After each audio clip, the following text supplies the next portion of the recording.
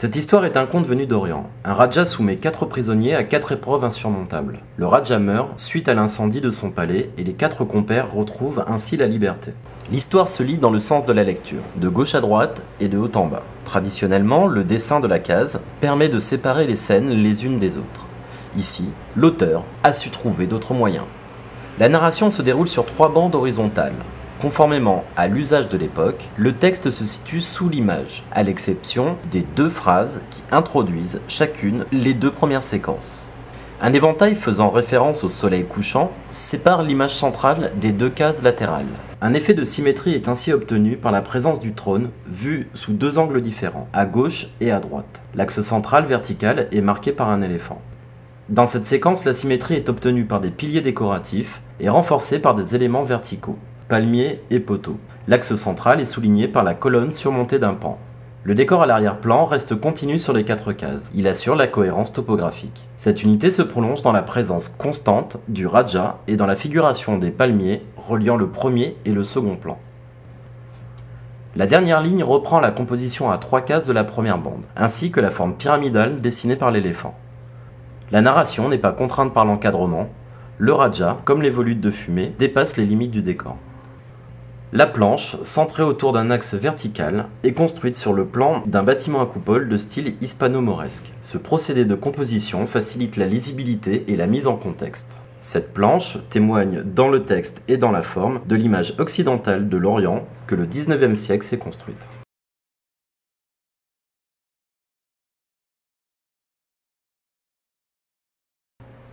Osamu Tezuka, surnommé au Japon le dieu du manga, est le fondateur du langage graphique et cinématographique de la bande dessinée japonaise actuelle. Blackjack, le personnage que vous apercevez en noir, est un chirurgien virtuose et humaniste, passant son temps à sauver les gens dans la clandestinité. Cette planche se lit à la japonaise, dans le sens inverse par rapport à l'écriture occidentale. La lecture commencera par la grande case située en haut, puis viendront les cases de droite à gauche. Prédominante dans cette planche, la trajectoire du ciseau vient stopper l'avancée du héros dans la première case.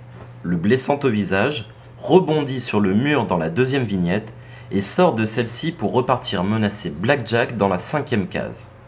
Pas plus d'une fraction de seconde sépare la première et la dernière image. Alors que la même action en bande dessinée occidentale n'aurait sans doute concerné que 3 cases, Tezuka propose une décomposition en 6 cases avec un découpage éclaté en oblique empruntant la trajectoire de la chute du ciseau. Très peu de texte, dont le « attention » mis en évidence par la taille de la police qui participe à l'intensité dramatique. Les onomatopées sont également au service de l'action. On peut noter ici la superposition de l'onomatopée japonaise avec sa traduction française. Dans la dernière case, les personnages secondaires regardent en l'air quelque chose d'invisible au lecteur. Ce dernier devra donc tourner la page pour en connaître la nature. Le lecteur perçoit une accélération de l'action, accentuée par les traits de mouvement qui remplacent les décors. Cela donne à l'ensemble de la planche une dynamique cinématographique concentrant le regard du lecteur sur le ciseau en mouvement. Tezuka utilise magistralement la composition de la planche pour créer du suspense et plonger le lecteur dans l'histoire.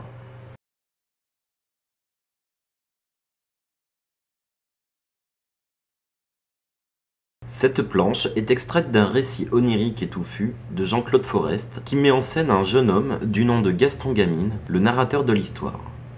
Il apparaît ici dans la 2e case. Dans cette page, comme dans l'ensemble du récit, Jean-Claude Forest utilise un texte narratif très abondant qui vient expliquer le contenu de chaque case, alors que les dialogues sont assez peu nombreux. Chaque case constitue ainsi un petit tableau à la composition travaillée. Pour les 3 premières cases, le lien entre chaque image et l'âge et la séquentialité n'est pas explicite. Seul le texte assure la continuité entre les images.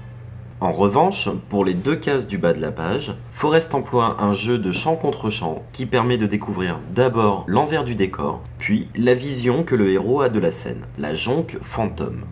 Toute l'originalité et la force de cette planche réside dans le style graphique de cet auteur qui atteint ici une plénitude particulière. Dans le jeu des vides et des pleins de chaque image, dans l'alternance entre les textes non encadrés et encadrés qui s'intègrent ainsi plus ou moins bien aux images.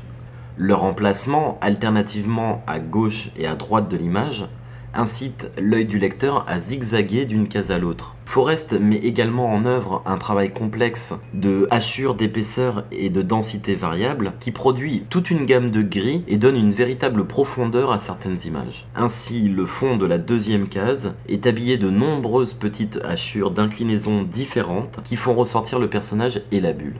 Forrest est habitué de ce genre d'habillage qui constitue une sorte de signature graphique. Ce jeu de hachures donne une vie et un caractère vibrant à toutes ces cases et renforce le caractère onirique de ce récit envoûtant. Les deux dernières cases sont notamment un bel exemple de ce foisonnement de traits et de hachures propre au dessin de Jean-Claude Forrest.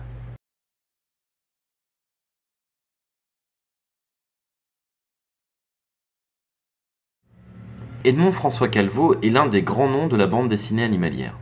On le connaît surtout pour La Bête est morte, récit didactique dessiné pendant la Seconde Guerre mondiale et paru en 1944, dans lequel tous les pays qui ont participé au conflit sont symbolisés par un animal. Les Allemands sont ainsi des loups, les Américains des bisons, ou encore les Russes des ours blancs. Cette planche plus tardive présente une autre facette du talent de Calveau quand il prend le parti de la gentillesse. Le chat moustache et la souris trottinette sont en effet amis et complices dans des aventures pour enfants douces et truculentes. Ici, Calveau s'amuse avec une question toute simple.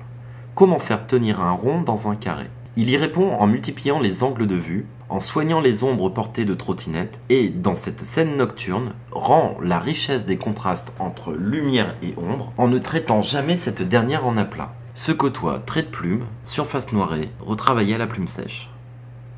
Dans cette page de suspense pour rire, l'obscurité vibre de toutes ses nuances.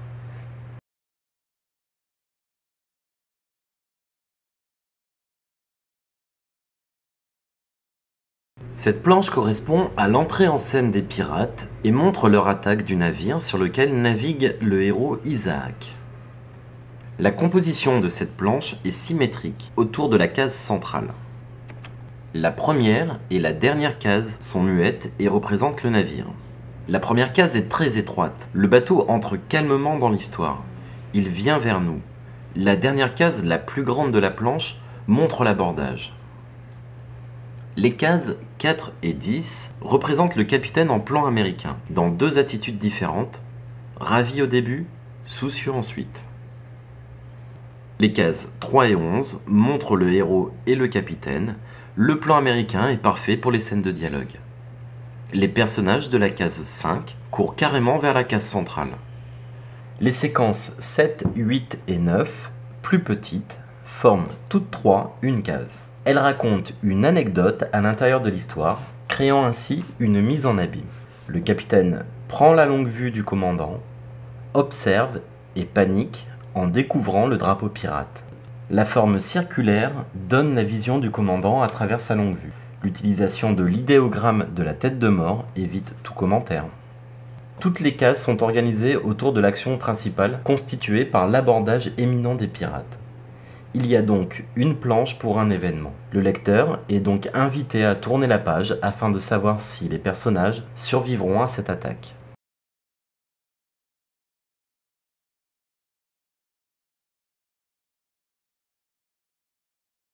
Si Hergé a été le maître de la lisibilité, Franquin, l'autre maître de la bande dessinée belge, l'a été de l'expressivité. Si l'on en croit ce qu'il a dit dans de nombreux entretiens, il avait inventé Gaston Lagaffe, le héros sans emploi, pour illustrer sa flemme.